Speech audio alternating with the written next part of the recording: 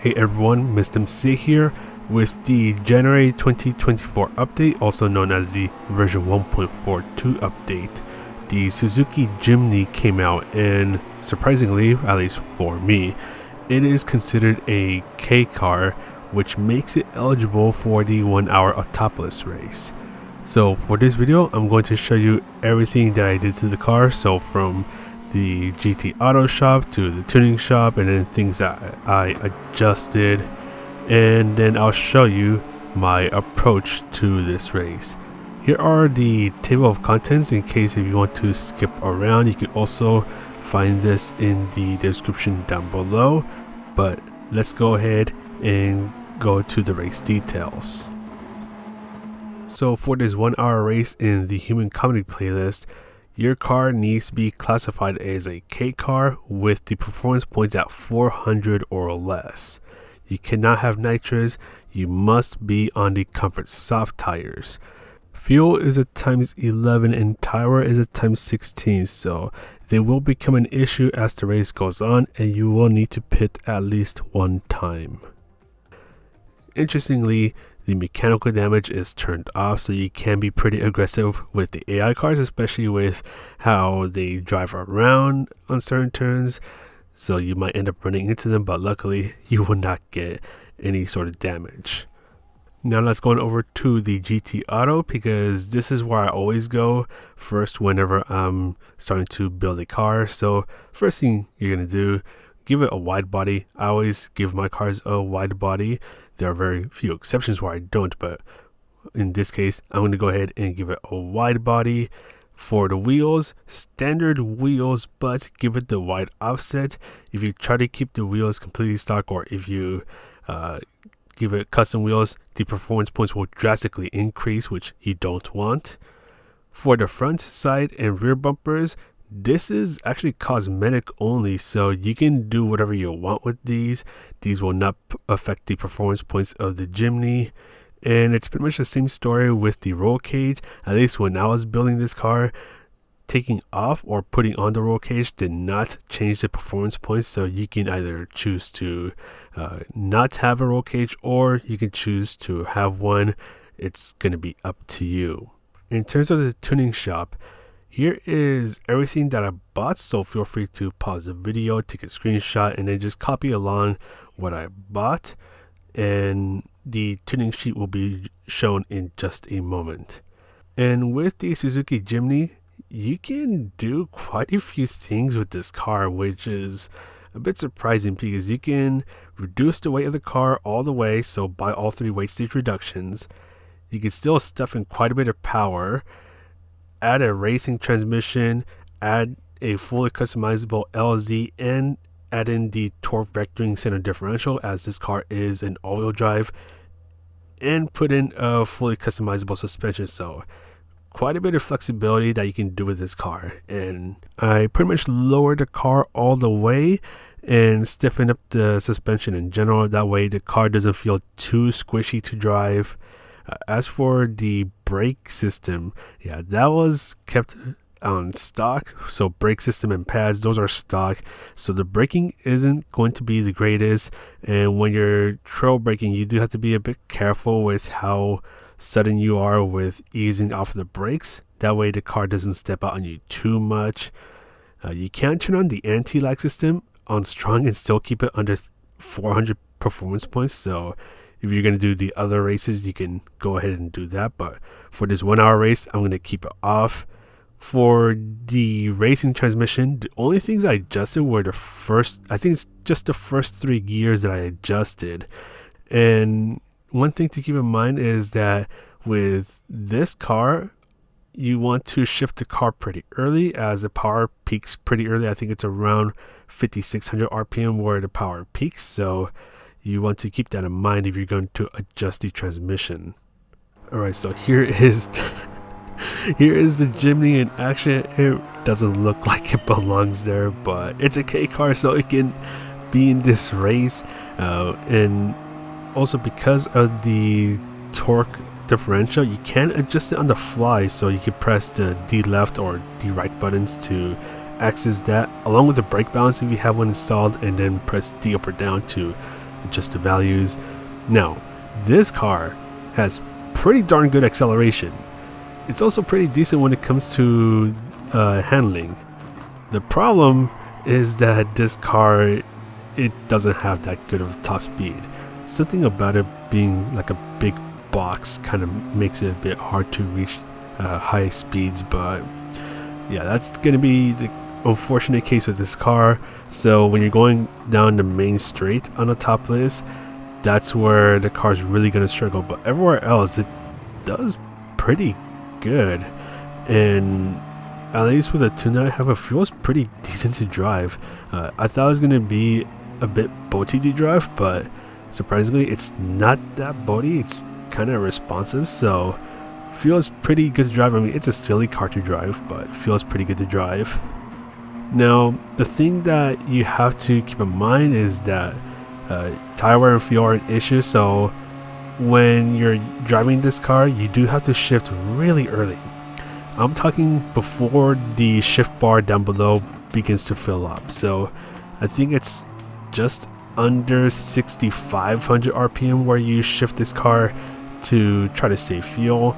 You don't lose that much pace because the power in this car peaks pretty early at around, I think it's around 5,600 RPM, which means that if you try to rev up this car, you're actually going to lose power and you're just going to be draining your fuel that way. So you don't want to do that with this car. And I think it's a similar situation with some of the other K cars. You have to shift early. That's how you go faster in those cars, and that's how you can save fuel. The tire wear, now this is what kind of caught me by surprise as well, is that the tire wear is not too bad in this car. I know part of it is going to depend on how you drive, but when I was giving it a go in this race, the tire wear is not too bad in the Jimny. And I know part of that has to do with the fuel going down pretty quickly, but I would have thought that the tire wear in this car would be pretty atrocious, especially for the front tires, as the front tires wear out more in this car, but it's actually not the case. And again, part of it will have to do with how you drive the car, how much you're using your steering inputs when you're going through the turns.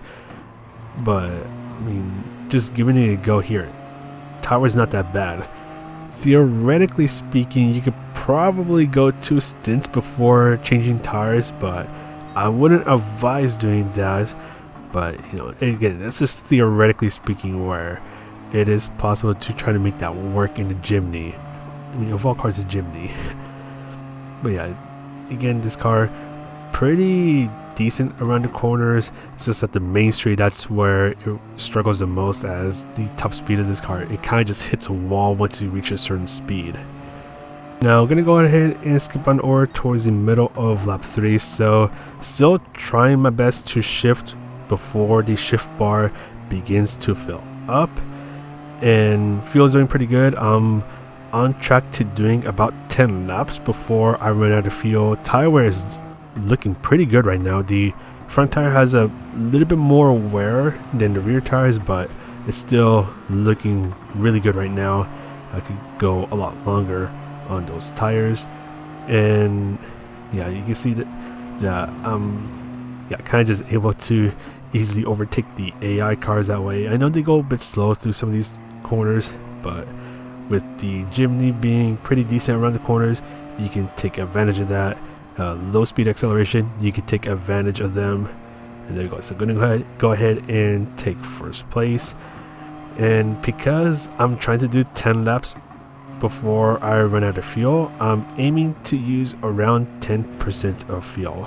I would say main goal is to make the tires and fuel last 9 laps.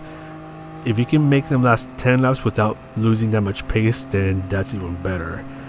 And that's because you want to try to go for a 2-stop in this race. So you're doing 9 laps per stint, so you pit at the end of laps 9 and 18. Or if you're going for 10 lap stints, you pit at the end of laps 10 and 20. And again, this will depend on how good you are with your tire and fuel management, but main goal, 9 laps, at least 9 laps before you pit. 10 laps if you're pretty good managing fuel and tire wear. Now I'm going to skip on over towards the middle of lap 10 just to show that fuel can last this long if you're doing fuel saving just right, so shifting before the shift bar begins to fill up. Tire wear is looking pretty good. I know I could probably try to go for another stint with them, but because I'm going to pit, I might as well just go for new tires.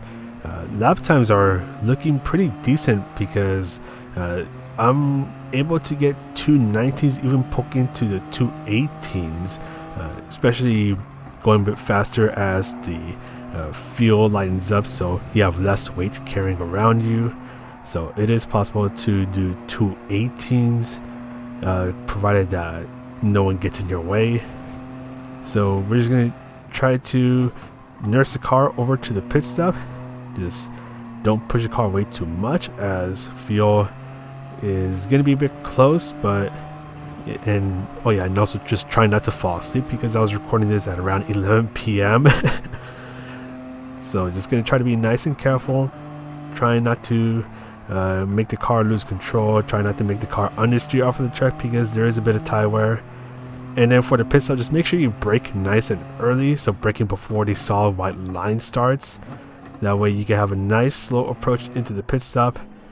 And there you go. So for this pit stop, I'm going to go ahead and change tires and refuel. And it is strongly advised to fuel save because I think the refuel rate for this race is around 5 liters per second, so it's a bit on the slower side. So you will spend quite a bit of time refueling, and if you have to constantly refuel, then that's really going to hurt your overall race. And because this is my first stint, I'm just going to go ahead and refuel all the way. I did get new Comfort soft tires, and I'm just going to do the same thing that I was doing in the first stint. Shift before the shift bar begins to fill up. Just try to get consistent times, try not to push the car too much, and just go like that until the end of lap 20. So we're gonna go ahead and skip an over towards the end of lap 20. Again, brake before the solid white line on the right starts. That way you don't end up hitting the wall before entering the pit stop. And gonna go for new Comfort soft tires, but this time I'm not going to refuel all the way because we only have 12 minutes in the race left. So I think normally the AI do around 24 laps. The goal is to try to get 25 laps done. That way you are basically guaranteed to win. But because I had a feeling I was going to be able to do 26 laps, I went ahead and refueled quite a bit more than I wanted. So I'm just gonna go ahead and overfuel quite a bit. I think I fueled way more than I needed to. Yeah, in this case I went ahead and did 8 laps of fuel. I didn't need 8 laps. I think I just needed 6 or 7 laps, and that would have been just fine there. But now we're just gonna go ahead and continue driving on, and we're going to have just barely enough time to be able to start lap number 26. So it is possible to get that many laps using the Suzuki Jimny, but you have to be pretty precise with your inputs, constantly getting under 2-minute 20-second lap times, and just not get held up by the cars too much, and be really strategic with your pit stops. So this is my fastest lap, and I'm actually going to do the lap guide using this lap. So first braking point is shortly after you pass the 100-meter board, or shortly after you pass the orange barrier that is on the left. Full braking power in a straight line, slowly easing off of the brakes as you're turning in. So doing some trail braking, just being nice and careful getting back on the throttle so you don't understeer onto the grass. Bring yourself towards the left side of the track. Gonna brake just after you pass the path that is on the left. So this path right here, this is the one I'm talking about, before the 50-meter board. Full braking power for a short moment, ease off of the brakes as you're turning in, going down to third gear, doing a bit of trail braking, a little bit of throttle control as you go through these series of turns. Look for the end of the curb that is on the right, as that is your next braking point. Full braking power, and you want to try to hug the inside of the turn, going down to second gear and quickly get back on the throttle. going up to third gear. Again, shifting before the shift bar begins to fill up, especially if you're trying to fuel save. Your turning point is the end of the curb that is on the right. Just lifting off our throttle, maybe just a tiny bit of braking if you're coming in too hot, but for the most part you're just trying to maintain your momentum, a little bit of throttle control, bring yourself towards the right side of the track.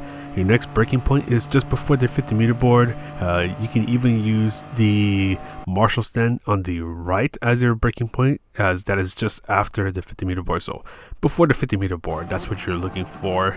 Full braking power, braking in a straight line to make sure that the car doesn't step out too much. Nice and careful getting back on the throttle so you don't understeer too much. Bring yourself towards the left, and this is a bit tricky because you have a downhill turn coming up, so you're braking before the 50-meter board. Brake nice and early. Be careful with your braking and turning inputs, as this is where the car wants to be pretty slidey, so just nice and careful through this turn. You can get a controllable slide out of there.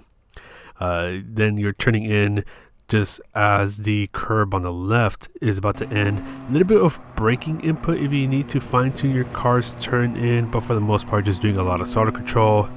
Then brake and turn in before the curb on the right starts, and you can go just a little bit wide halfway into these series of turns. So going a little bit wide over here, but you can get a better entrance into these next turns right here. Then turn in when the curb on the right is just about to end. A little bit of throttle control. You don't really need to use the brakes, just a little bit of throttle control. Maintain that momentum. Bring yourself towards the left. Final braking point, end of the curb that is on the left. That is also your turning point. And you want to hug the right side of the track. So bring yourself towards the right. Get back on the throttle as soon as you can, just as you're pointing towards the general direction of the pit building, trying to get a fast exit to finish your lap. And there we go. So just getting a 218.2. So I think if you have the conditions just right, it's probably possible to get a 217, but there you go, getting a 218.2, pretty happy with that lap time. And getting 26 laps done with the Suzuki Jimny. So closing thoughts with this car. It's a silly car to use, but it's a fun car to drive with. And I mean, it's a K car, so you can use it for this race. You can use it for the other K car league races. So I mean, it's fair game, right? And this car is just unusual to use, so it's a nice change of pace. And what I like about this car, at least with the build that I made for it, is that there's quite a bit of flexibility and you can adjust a lot of things, right? So the fully customizable suspension, the LSD settings, the torque vectoring settings, the transmission settings, you can adjust all that. And you're still adding power to the car, you're reducing the weight of this car to get to 400 performance points. So there's a lot of flexibility. You can tune the car however you want to match your needs, and I think that's really nice for this car, especially for 400 performance points. And at least from my experience, low speed corners is where this car really performs the best, because you kind of have that stability, especially with this car being an all-wheel drive, and it has decent acceleration coming out of low speed corners. It's just the higher speed corners is where it really struggles, because one, you don't have any downforce values to play around with. Both the front and rear values are set to 0, and no, you cannot do anything to add downforce to this car. And just once you hit a certain speed, it becomes a bit of a struggle to try to gain any more speed. So if you're going down a main straight on Autopolis, or if you're going down the longer straights that I think it's at Tokyo South Outer Loop, that's where this car's really going to struggle, because once you hit a certain speed, that's kind of it. Even with slipstream, it's not really going to help this car that much. And the brakes, they're not the best, because even though all the weight stage reductions have been purchased for this car, you're still using these stock brakes, so they're not going to be the greatest. You do have to brake a bit earlier, and you do have to be a bit careful with your turning input as you're braking, because that can make the car want to get a little sketchy. So you have to be careful about that, especially on the harder braking zones. So like turn 1 at Autopolis, you have to be a bit careful about your braking and turning inputs.